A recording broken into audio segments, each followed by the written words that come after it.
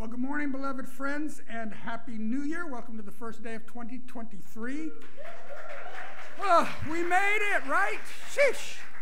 I was telling folks our only goal is to make sure this year is a little better than last year. All right, so by the end, just focus on something. So at the end of the year, you can say, it was a little better year than last year, whether it's personal or in your life. So this is our annual Burning Bowl ceremony. We're going to have the opportunity this morning to kind of set an intention for what we want, for the coming year. Burning Bowl is a ritual that gives us the opportunity for inner reflection, to kind of seek and ask and get some guidance on what habits, thoughts, or beliefs that we're holding that no longer serve us. And then we write them down, and writing them down and then burning them into, did everybody get their flash paper?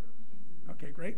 And when we write them down and we release them into the flame, it symbolizes that we're releasing the power that thing has over us.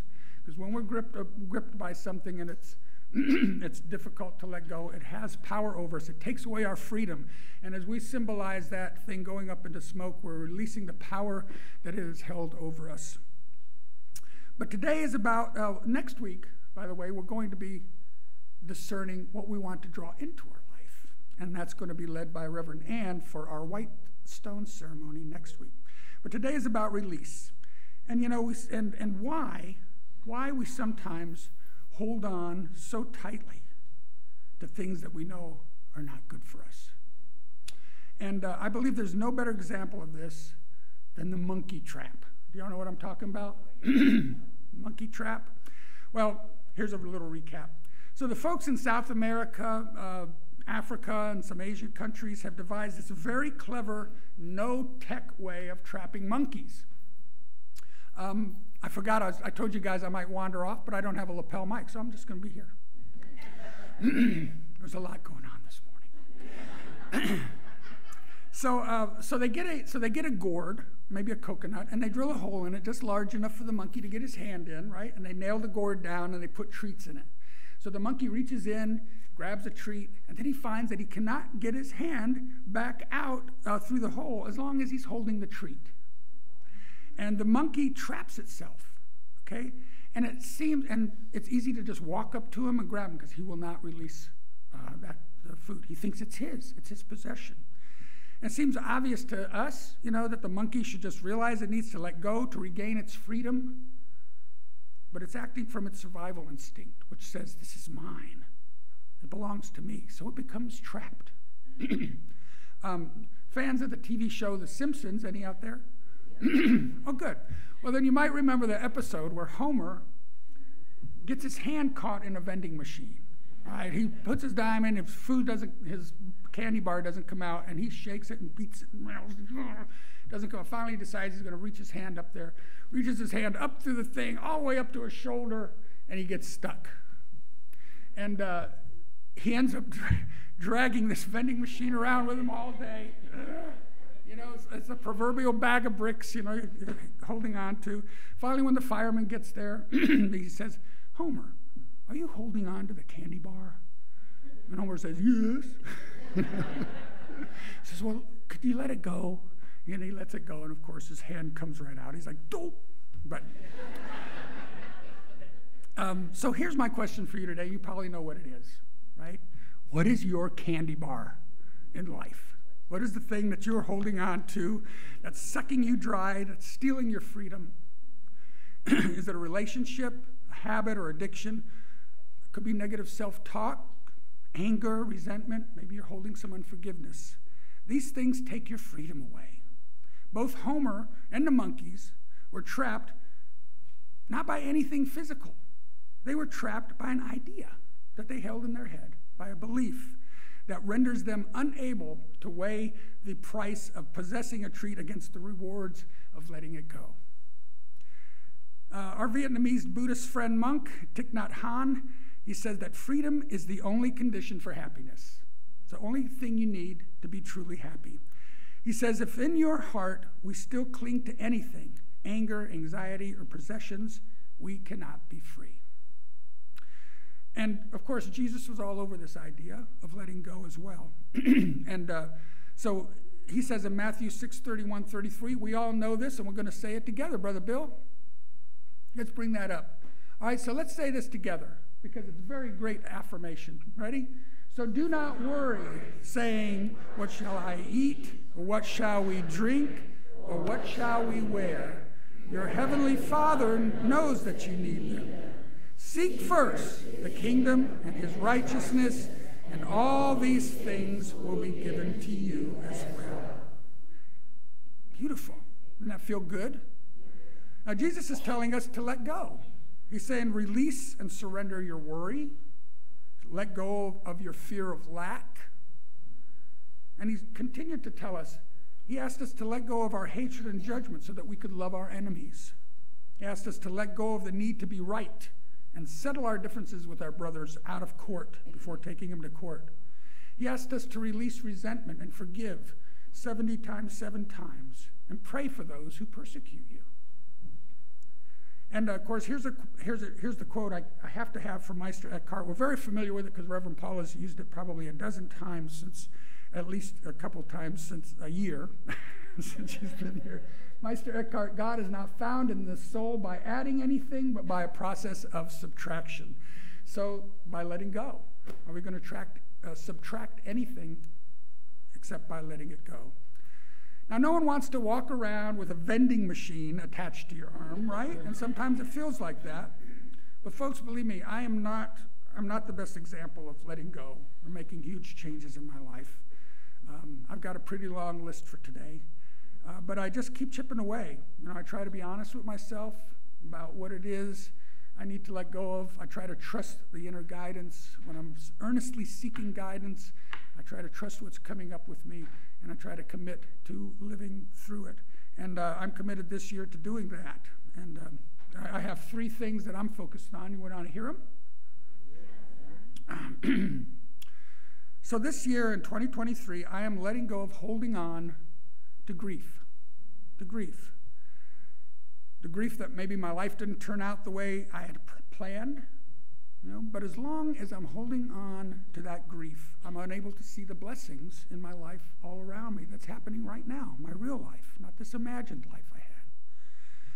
For 2023, I'm letting go of holding on to victimhood. This idea that there's someone or something always working against me and that I'm helpless, to do anything about it. And when I'm in that kind of consciousness, I'm always doubting myself. It just feeds on doubt. And I can't accomplish my goals because subconsciously, I'm expecting them to fail. So out the door, victimhood. And in 2023, I'm letting go of holding on to negative self-talk. I know we all do it sometimes. If you don't, you're very fortunate. But gosh, negative self-talk for me comes from my comparing myself, not just to others, but to this perfect idea of Richard that I have in my head that I keep trying to live up to. That's just, I have to relax and not try to, release perfection. That negative self-talk erodes the trust I have in myself. So it makes it much more difficult to keep my New Year's resolutions when I lack the trust in myself.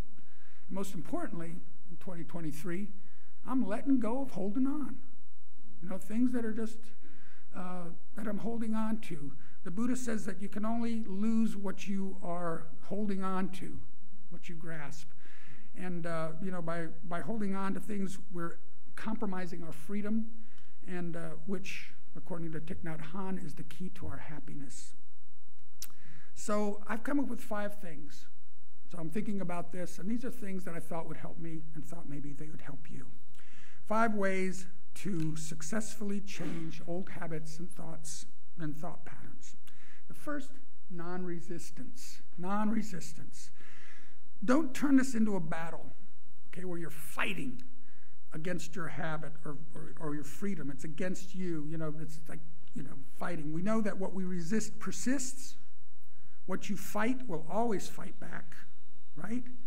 Instead, look at this as a peaceful process. A peaceful process. Focus on the person you wish to become, and the old will dissolve away effortlessly.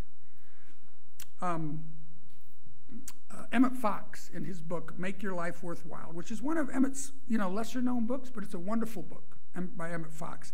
He says, he has a chapter on non-resistance, and he says, do not fight your rheumatism or your debt or your uncongenial job. Don't even fight your critical tongue if you have one. But build health, prosperity, harmony, good humor into your consciousness, and the unwanted thing will disappear. In other words, what we put our attention on grows. So when we're focusing on what we don't put our attention on starves and dissolves. So we focus on who we want to become. And as we do that, we're taking attention away from the thing we're trying to give up, and eventually it will dissolve away. The next thing, you need a support system. You may not want to tell everybody what you're doing. You know, sometimes it's not a great idea to tell everybody, but you do need one person. You need at least one person to be your support team, to encourage you. Someone that you can talk to if you falter, or if you even feel like faltering.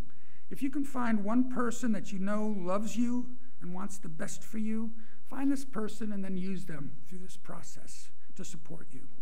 Number 3, grieve. I talked a little bit about this. Grief always follows loss of any kind. So whether it's the loss of a loved one or the loss of an unhealthy relationship or habit, we can even grieve the loss of a bad habit you once loved.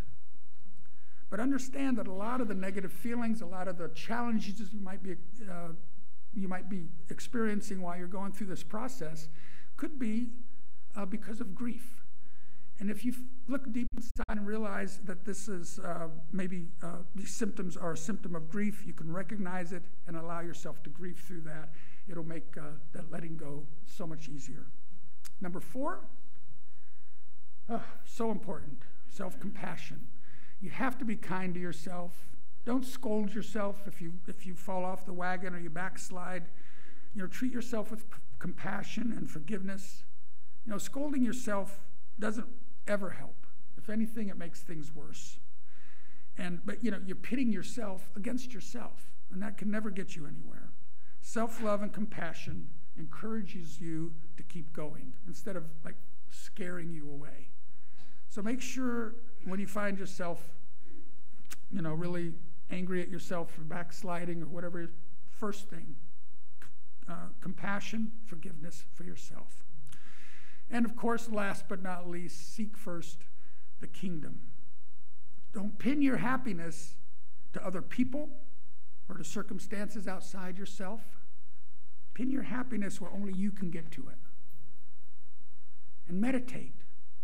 Take time each day to just sit in the quiet, see yourself as wondrously made, revel in your divinity. This is how you seek the kingdom. That's what seeking the kingdom is. Sitting in the quiet, seeing yourself as wondrously made, reveling in your divine nature. And that's what our burning bowl ceremony is all about today. And the great thing about the burning bowl is that when we feel the impact of release immediately, when you let that paper go, it's like, oh yeah, it's gone. And it's kind of a rush, but and that's a huge step. But there is a disclaimer. Okay, the disclaimer is the burning bowl ceremony is not a magic wand. It's a ritual. It's a discernment process. Unity Renaissance does not claim that writing your stuff on a piece of paper and burning it is a guarantee that your intention will magically manifest, or that your desire for a cigarette or cream-filled donut will suddenly disappear. Its most important function is to shed light on what your inner guide is telling you, what you wish to release. It's the first step. So if you're ready, are you ready? You ready for this? So let's now turn to our meditation. Get comfortable in your seats. And we're going to have a little time of centering in, just inviting you to become still, and centered, and quiet. And just as you open yourself up to divine guidance, allow your breath to be a reminder of an invitation and a release. Allow your inhale to be the invitation of spirit as you breathe in the energy of God around us. And as you exhale, think of that as a release. releasing anything you're holding on to that doesn't serve you, releasing the power that something has over you. Invitation and release.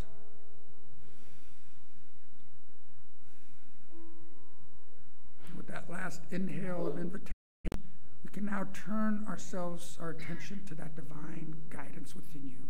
We all have it. It's always there. Feel yourself loved and supported. Feel your heart filled with love and compassion for yourself. And as you call up this presence of guidance within you, radiate love out into this room. And also feel the love being radiated to you.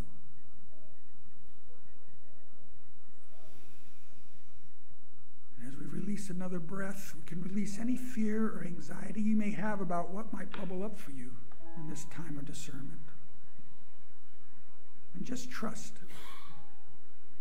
Trust that source of guidance within, and trust that guidance to lead you to your highest and greatest good. So now, ask the question, what is mine to release? What is mine to let go of? Listen and wait for the answer now in a few moments of silence.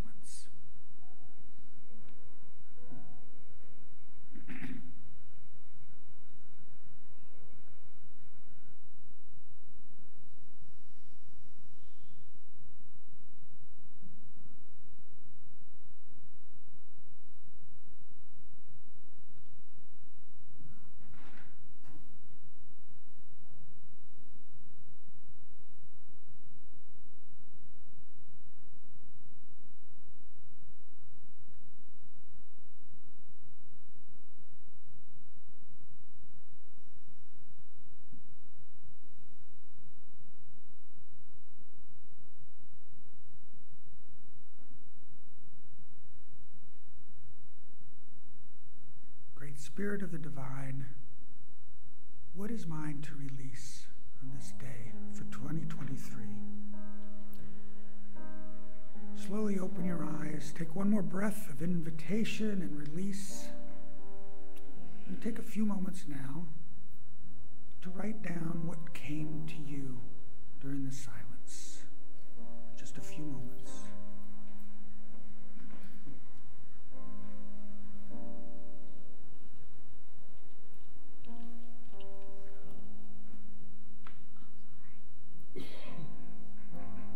Bill, next slide. Flow, Spirit, flow through me as I open up to be an expression of your unfolding peace. Show, Spirit, show through me as I open up to be an expression of your